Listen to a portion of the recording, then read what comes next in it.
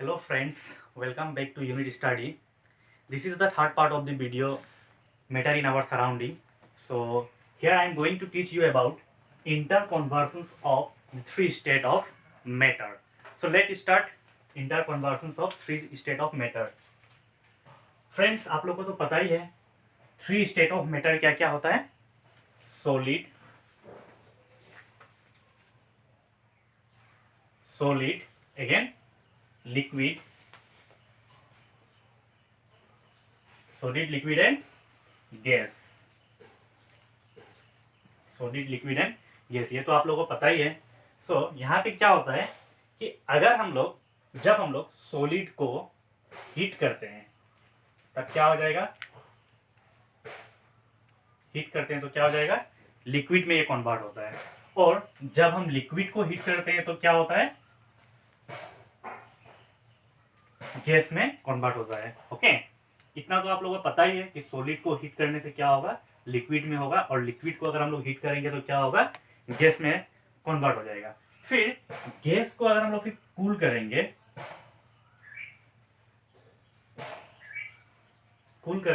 तो ये कन्वर्ट हो जाएगा फिर लिक्विड में, और अगेन लिक्विड को जब हम लोग कूल करेंगे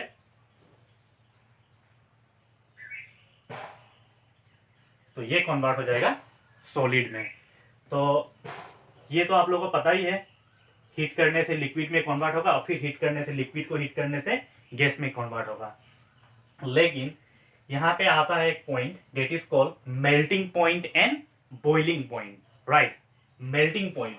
मेल्टिंग पॉइंट क्या होता है, सॉलिड और लिक्विड के बीच में जो ये होता है इसको हम लोग बोलते हैं मेल्टिंग.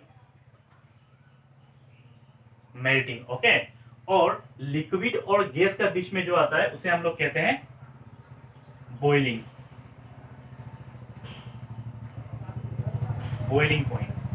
देखिए फ्रेंड्स, वाटर को हम लोग क्या करते हैं, ऑब्वियसली वाटर को हम लोग बॉइल करते हैं, है कि नहीं. वाटर को हम लोग बॉइल करते हैं तब जाके वो क्या, तब इसलिए हम लोग उसको क्या बोलते हैं, बॉइलिंग. अभी हम लोग ऐसा तो नहीं बोलते हैं कि वाटर को हम लोग मेल्ट करते हैं, नहीं करते हैं ना, बॉइलिंग ही करते हैं. लिक्विड वाटर है कि नहीं, सो वाटर को हम लोग बॉइल करते हैं इसलिए इसको बॉइलिंग क्या कहा जाता है.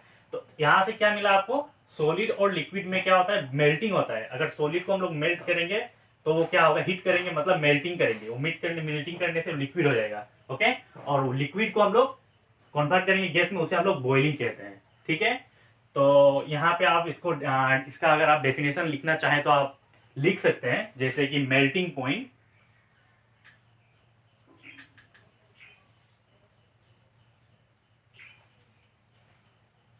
मेल्टिंग पॉइंट, ये इंपॉर्टेंट क्वेश्चन है, एग्जाम में आ भी सकता है, what is called melting point. So आप लिख सकते हैं यहाँ पे, the temperature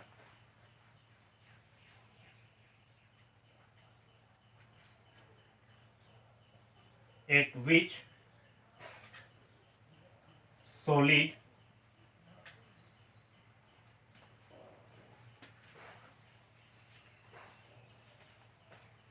the temperature at which solid becomes to melt.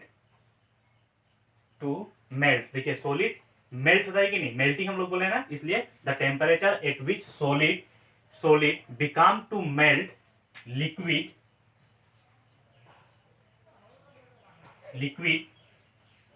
at the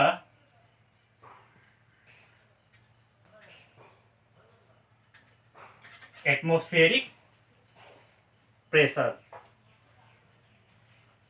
The temperature at which solid become to melt liquid at the atmospheric pressure is called melting point.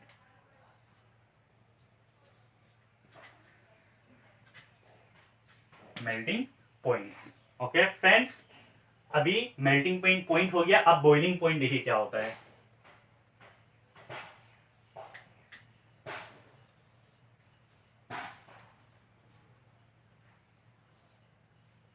Boiling point, यहां पे हमने क्या कहा था कि the temperature at which solid become to melt liquid. Okay, solid becomes to melt liquid, और यहां पे क्या होगा, बॉइलिंग पॉइंट में the temperature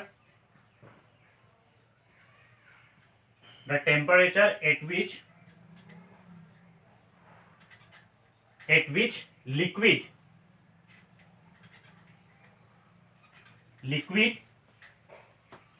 start the temperature at which liquid start boiling, the temperature at which liquid start boiling at the atmospheric pressure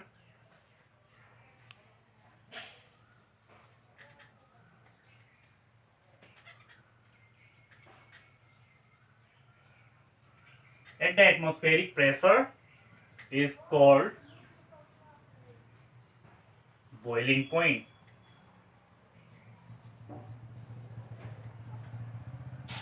friend आप चाहे तो इसे पॉज करके लिख सकते हैं। मेल्टिंग पॉइंट और बॉइलिंग पॉइंट का मैंने डेफिनेशन भी यहाँ पे लिख दिया है।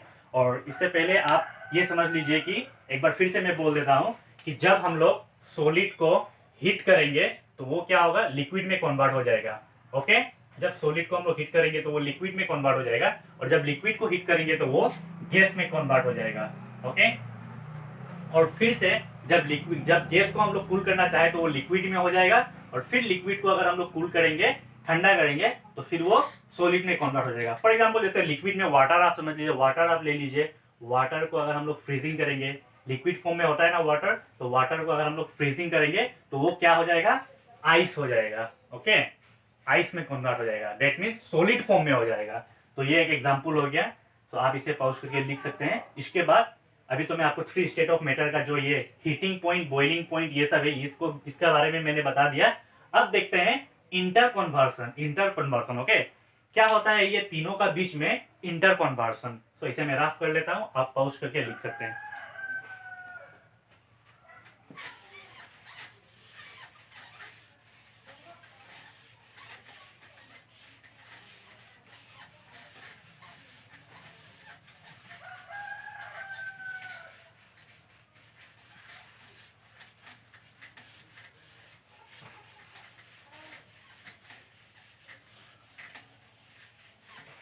चलिए अब देख लेते हैं हम लोग इंटर कन्वर्सन। सबसे पहले यहां पे मैं लेता हूं सॉलिड। ओके, ये हो जाएगा हम लोग का liquid, solid, liquid and gas. Solid, liquid and gas. देखिए यहाँ कैसे इंटर कन्वर्सन होता है इन लोगों के बीच में।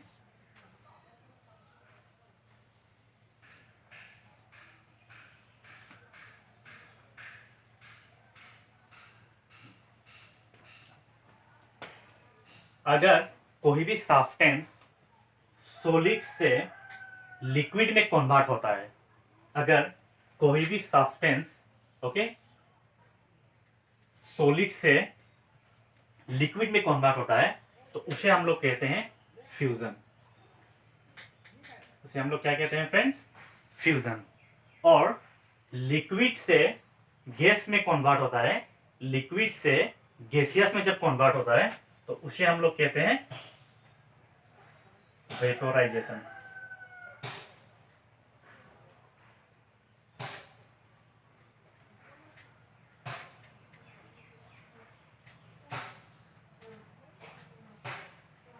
वेपोराइजेशन। ओके, कोई भी सब्सटेंस लिक्विड सॉलिड से जब लिक्विड में कन्वर्ट होगा तो उसे कहेंगे फ्यूजन, और जब लिक्विड से गैस में कन्वर्ट होगा तो उसे कहेंगे हम लोग वेपोराइजेशन। फिर अगर गैस से लिक्विड में, फिर अगर गैस से लिक्विड में जब कन्वर्ट होगा, जब गैस से लिक्विड में कन्वर्ट होगा, जब गैस से लिक्विड में कन्वर्ट होगा तो उसे बोलेंगे हम लोग कंडेंसेशन। क्या बोलेंगे उसे, कंडेंसेशन। देखिए यहां से जब लिक्विड से जब गैस में जाएगा तो उसे वेपोराइजेशन, और जब गैस से लिक्विड में जाएगा तो उसे कंडेंसेशन। वैसे ही अगर लिक्विड से सॉलिड्स में जाएगा, कन्वर्ट होगा, सॉरी, लिक्विड से जब सॉलिड में कन्वर्ट होगा तो उसे हम लोग कहेंगे सॉलिडिफिकेशन। सॉलिडिफिकेशन, उसे हम लोग कहेंगे सॉलिडिफिकेशन। हो गया ना फ्रेंड्स, ये आपको समझ में आया कैसे चेंज हो रहा है सॉलिड से लिक्विड, लिक्विड से गैस जाने से क्या क्या यहाँ पे निकल के आ रहा है, फ्यूजन, सॉलिडिफिकेशन, कंडेंसेशन, वेपोराइजेशन। और जब कोई सब्सटेंस सॉलिड से डायरेक्ट गैसियस में चला गया, ओके, ना तो ये लिक्विड में कन्वर्ट हुआ, ये डायरेक्ट क्या हुआ, सॉलिड सा, सॉलिड से डायरेक्ट ये गैसियस में कन्वर्ट हो गया, तो इसे हम लोग बोलेंगे सब्लिमेशन। क्या बोलेंगे इसे, सब्लिमेशन। सॉलिड से अगर डायरेक्ट गैसियस में कन्वर्ट होता है, या आप बोल सकते हैं गैसियस से सॉलिड में कन्वर्ट हो गया, तो उसे हम लोग क्या बोलेंगे, सब्लिमेशन। हो गया कंप्लीट, ये आपको पूरा समझ में आया। अब देखिए फ्यूजन क्या है, सॉलिड से लिक्विड में गया। एग्जांपल के लिए हम लोग ले लेते हैं ice. You can take ice, जो सॉलिड फॉर्म में होता है, लिक्विड में चला जाता है। ये हो गया फ्यूजन का एग्जांपल। सॉलिडिफिकेशन का एग्जांपल आप दीजिए, क्या होगा, क्या हो रहा है यहाँ पे, सॉलिडिफिकेशन, लिक्विड से सॉलिड में जा रहा है, मतलब वाटर।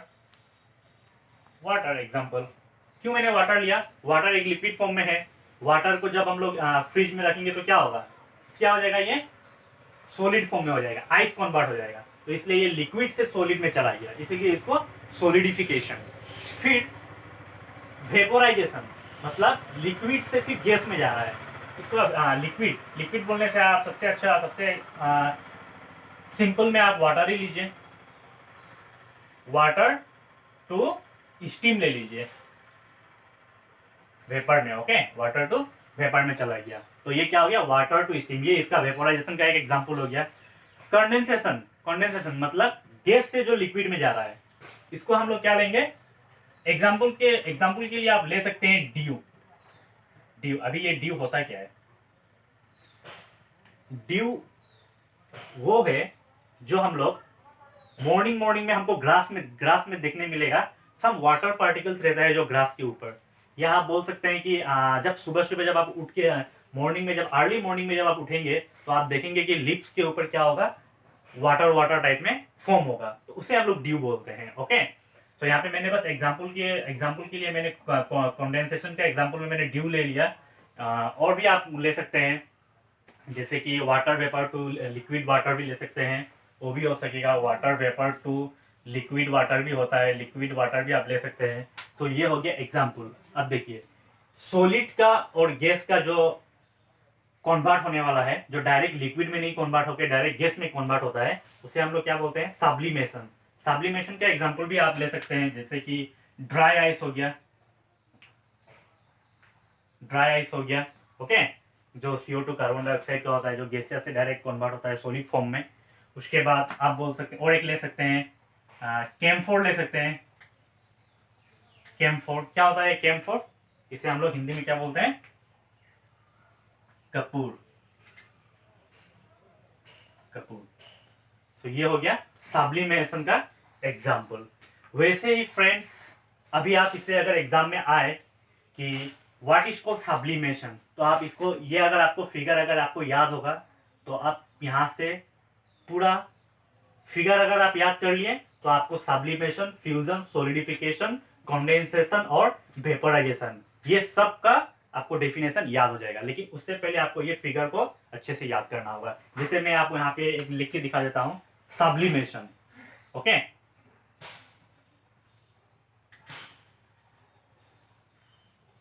देखिए सब्लिमेशन कैसे लिखेंगे आप इसे, ए change of state, a change of state directly from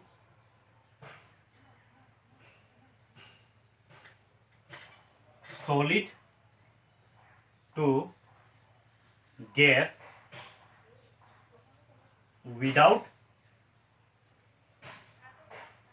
without changing into liquid state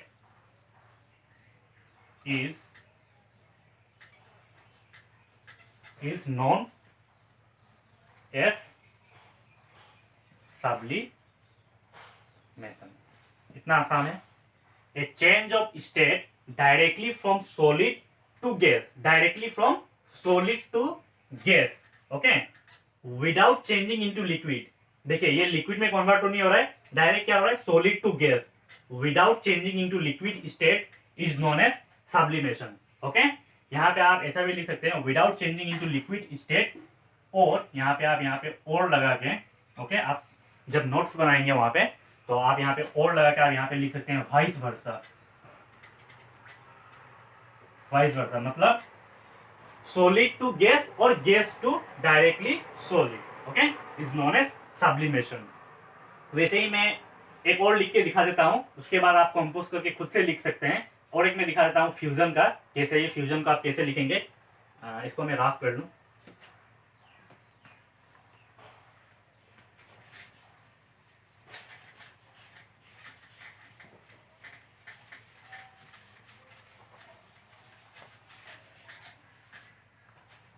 Now if the question will be come, what is called fusion, okay, then you can write a change of state, a change of state, a change of state from solid to liquid state, from solid state to liquid state is known as fusion। हो गया ना friends. Fusion के क्या है, a change of state from solid to liquid state, from solid to liquid state is known as what, fusion. So अगर आपका question आएगा what is called solidification, तो आप ये फिगर को देख के, ये फिगर को आप मेमोराइज करके आप इसको अच्छे से मेमोराइज कर लीजिए। उसके बाद आप कंपोज करके खुद से लिख सकते हैं। यहाँ पे जितना आपको डेफिनेशन चाहिए आप खुद से यहाँ पे लिख सकते हैं। मैंने सब्लिमेशन और फ्यूजन का मैंने दिखा दिया है, बाकी सब आप खुद से लिख सकते हैं। ओके, सो इसे मैं राफ कर लेता हूँ।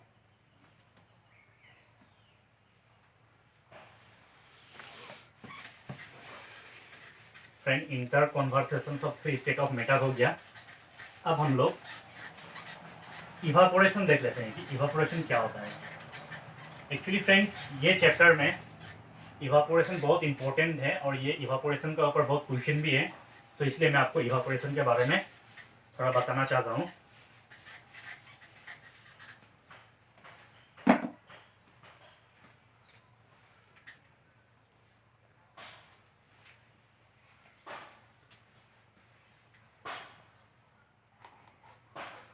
इवापोरेशन, एक्चुअली इवापोरेशन होता क्या है, देखिए सबसे पहले एक आपको मैं डायग्राम यहाँ पे करता हूँ और एक एक्टिविटीज करके दिखाता हूँ।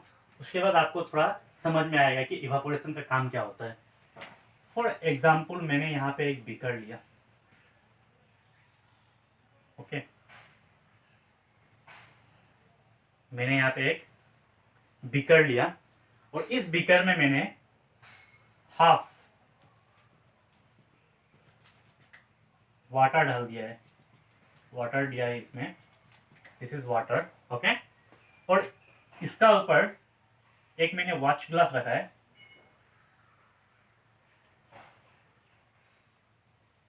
और ये हो गया बीकर और ये है वाटर और ये है वॉच ग्लास। इसको मैं हीट भी करूंगा, इसको मैं हीट करूंगा। इसको जब मैं हीट करूंगा, यहाँ पे अभी मैंने हीट किया नहीं है एक्चुअली, ओके, यहाँ पे मैंने इंक डाला है। ये जो वॉच ग्लास है इसमें मैंने इंक रखा है। ये क्या है, इंक। इवापोरेशन का काम क्या होता है वो मैं आपको बता रहा हूँ। जब हम लोग इंक, तो आपको पता ही है जो हम लोग पेन में जो हम लोग यूज करते हैं इंक, तो वो इंक क्या आप लोगों को क्या पता है कि वो इंक पूरा प्योर होता है, उसमें क्या डाई पूरा एकदम डाई होता है वो इंक, या उसमें वाटर भी मिक्स होता है। सो उस वाटर को हम लोग निकालने के लिए ये इवापोरेशन प्रोसेस को हम लोग यूज करते हैं। इसलिए मैं आपको पहले ये डायग्राम दिखा रहा हूं, उसके बाद मैं आपको डेफिनेशन दूंगा। सो अभी देखिए, जब मैं इसको यहां से हीट करूंगा, ओके, जब मैं यहां से इसको हीट करूंगा, ये वाटर क्या होगा, बॉइल होगा। ओके, आफ्टर डेट ये वॉश ग्लास में मैंने जो इंक रखा था, यहां से वेपर निकल के आएगा, यहां से वेपर निकल के आएगा, वेपर निकलेगा। और at the last time you can see that the last time क्या होगा, यहां पे जो बचेगा, जो थोड़ा वो जो मॉलिक्यूल्स बचेगा, वो क्या रहेगा, लास्ट में वो क्या होगा, डाई इंक वही रहता है, जो प्योर इंक रहेगा। मतलब कि वाटर उसमें से चला जाएगा, लेकिन बस डाई इंक रह जाएगा उसमें। तो ये क्या होता है, इससे आपको क्या समझ में आता है कि ये क्या प्रोसेस है, इवापोरेशन, इवापोरेशन प्रोसेस को यूज किया जाता है। ओके, वेपर के थ्रू वाटर को हम लोग निकाल देते हैं। सो इसका डेफिनेशन आप देखिए क्या होगा, द फिनोमेनन, इवापोरेशन क्या है, the phenomenon, the phenomenon of change of the phenomena of change of liquid into vapor, the phenomenon of change of liquid into vapor at any temperature,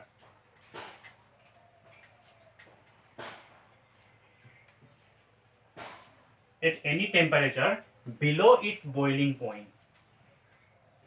below its boiling, below its boiling point is called what, evaporation। ये हो गया इसका definition. The phenomenon of change of liquid into vapor at any temperature below its boiling point is called evaporation। Friends, आप चाहे तो इसे pause करके लिख लीजिए, क्योंकि बहुत इंपॉर्टेंट है ये भी इवापोरेशन, और ये चैप्टर में इवापोरेशन का ऊपर बहुत क्वेश्चन भी है, तो इसलिए इवापोरेशन आपको जानना बहुत जरूरी है। तो that is very important question. What is called evaporation, the phenomenon of change of liquid into vapor at any temperature below its boiling point is called evaporation। Friends, एक बात मैं आपको बताना चाहता हूं, बॉइलिंग में और इवापोरेशन में ज्यादा डिफरेंस नहीं होता है। बॉइलिंग में देखिए, यहां पे देखिए, बॉइलिंग और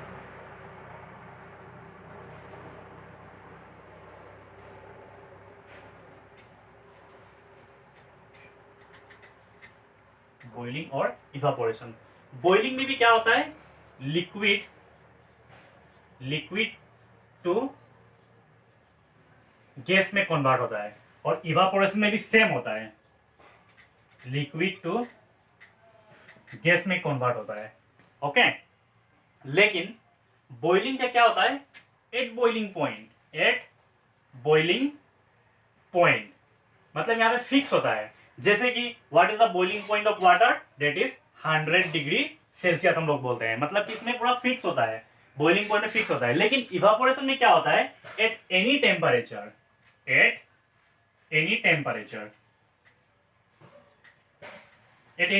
मतलब वो खुद का जो सराउंडिंग में जो हीट होगा, उससे ये हीट को एब्जॉर्ब कर सकता है, इसलिए हम लोग बोलते हैं कि एट एनी टेम्परेचर।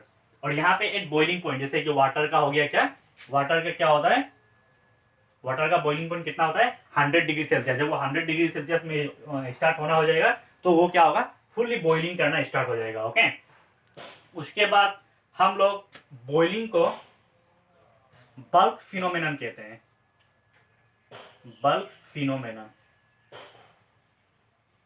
बॉइलिंग को हम लोग बल्क फिनोमेनन कहते हैं, और इवापोरेशन को हम लोग सरफेस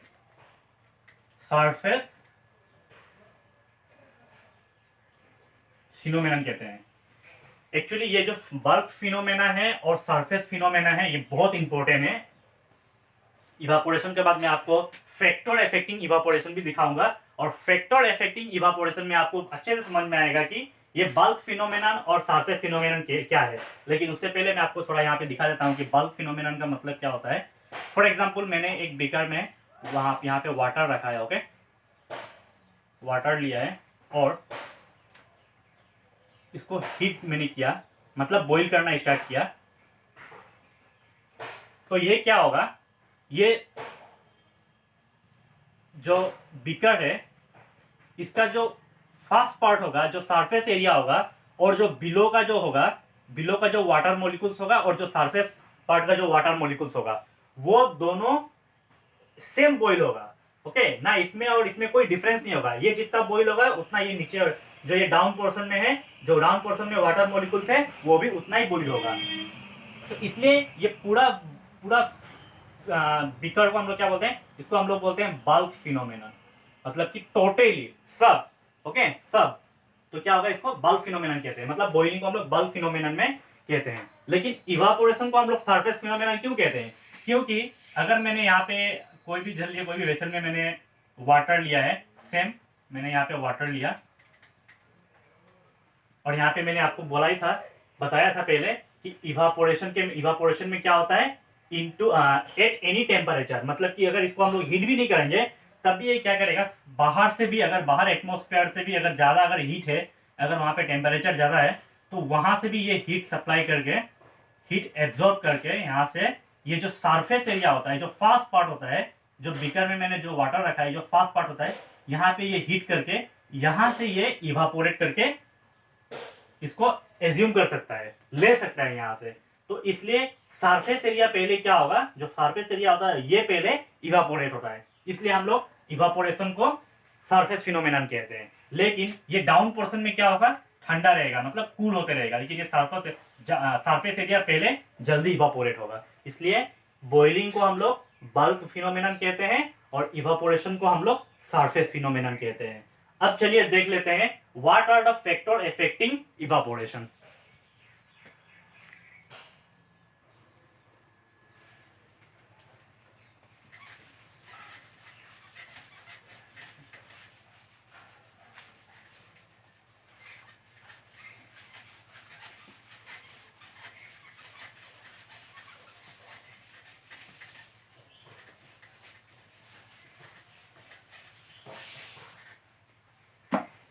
चलिए अभी देख लेते हैं हम लोग factor affecting evaporation.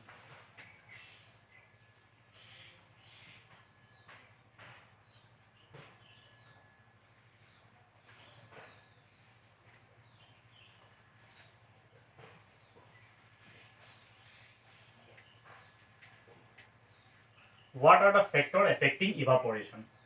So, in your book, there are 4 factors are given. Okay, in your book, there are 4 factors are given, and they are: number 1 is increase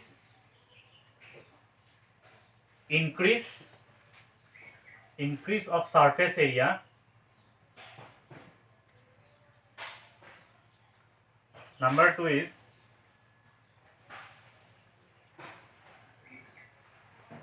increase of temperature.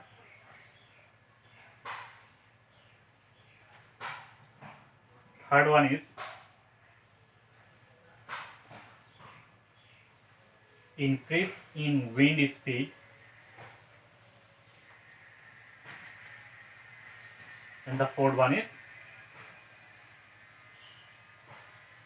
decrease in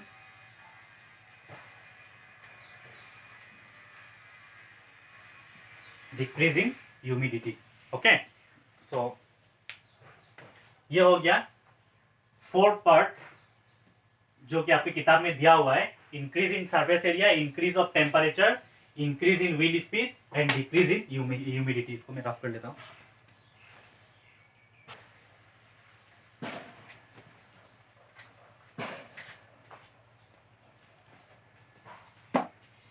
देखिए 4 parts मैंने आपको यहाँ पे लिख के दिखा दिया है कि increase of surface area, increase of temperature, increase in wind speed and decrease in humidity.